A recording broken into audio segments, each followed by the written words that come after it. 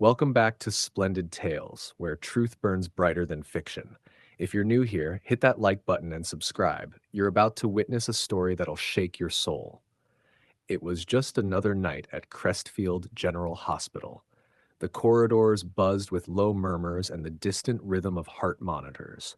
Nurse Liana Brooks moved gracefully between patients, her calm presence the only thing holding the chaos in check. She'd worked countless night shifts, but this one would rewrite her life. The sliding doors opened with a sharp hiss. Two officers stepped in, one quiet, the other radiating arrogance like cologne. The loud one, Officer Kane, hauled a dazed suspect forward, muttering something about procedure.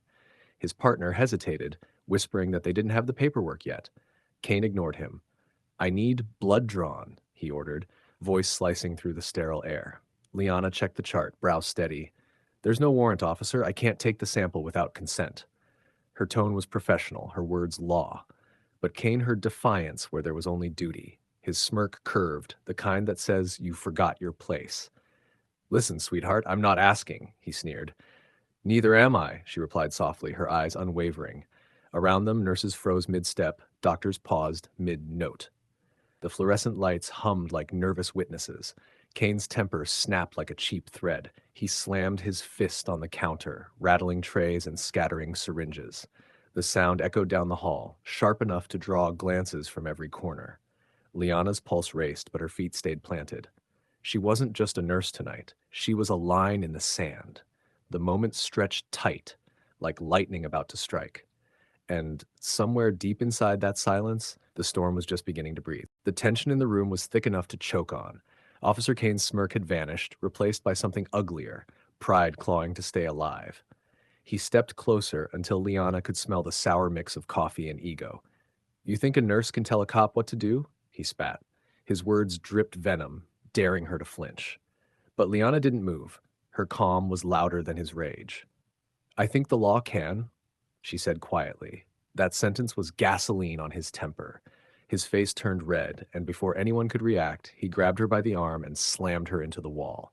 The metallic tray beside her crashed to the floor, scattering needles and vials like sparks. Gasps rippled through the ward. A doctor yelled, "Hey, that's enough!" But Kane's hand was still on her shoulder, pressing too hard, fueled by the twisted satisfaction of dominance. Cameras came up, phones flashed. In seconds, the man who thought he was untouchable was exposed to 1,000 silent witnesses. Liana's voice trembled but cut through the noise. "You're breaking the law, officer." And for the first time, Kane's eyes flickered. Not with anger, but with fear. Somewhere across town, her brother's phone rang, and the fire began to spread. If you're still with me, family, hit that like button and subscribe to Splendid Tales, because what's coming next, it's not just payback, it's poetic justice. By the time Liana's brother, Malik, stormed through the hospital doors, the place was chaos.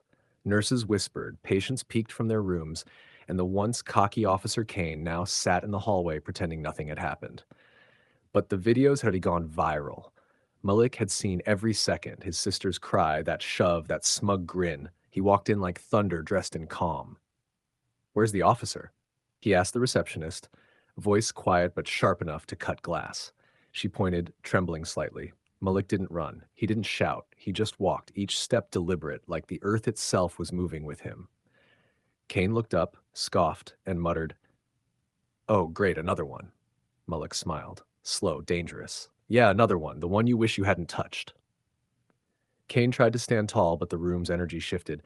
Malik wasn't just angry. He was controlled, terrifyingly composed. "You put your hands on a nurse doing her job," he said. "Now you'll answer for it." Every word felt like a verdict. Doctors watched. Security hesitated, sensing something bigger than protocol. Then Malik stepped closer. Their faces were inches apart. "You see, officer, the badge doesn't make you powerful.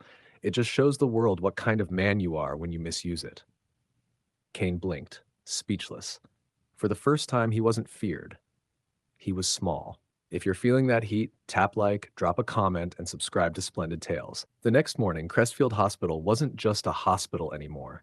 It was the stage for a reckoning. The story had spread overnight. Every news channel, every feed, every trending tag carried one name, Officer Kane. But no one was prepared for who walked through those glass doors the next day. Malik Brooks wasn't just Liana's brother. He was Malik Brooks, CEO of a multi-million-dollar tech firm, a man whose foundation quietly funded scholarships for minority students and hospital reforms. Reporters recognized him instantly. The crowd parted as he entered, dressed in an immaculately tailored black suit, his calm sharper than any weapon. Cameras clicked like applause. Kane, standing by the chief's office, froze. Malik didn't yell. He didn't need to. His silence commanded more than authority. It commanded truth. Officer Kane, he said evenly, you wanted control? Let's talk about it. He handed a document to the hospital director, a formal complaint backed by legal muscle and media attention. You laid your hand on a woman doing her job. Now the world gets to watch what happens when power meets accountability. Kane stammered. It was a misunderstanding. No, Malik interrupted. It was arrogance wearing a uniform.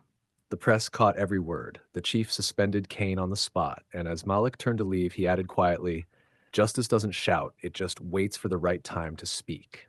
Outside, reporters swarmed, cheering. Liana stood by the doorway, tears of pride glimmering under the sunlight.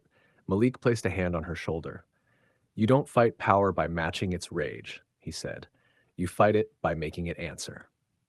If that hit home, family, smash that like button and subscribe to Splendid Tales, because some storms don't destroy, they rebuild.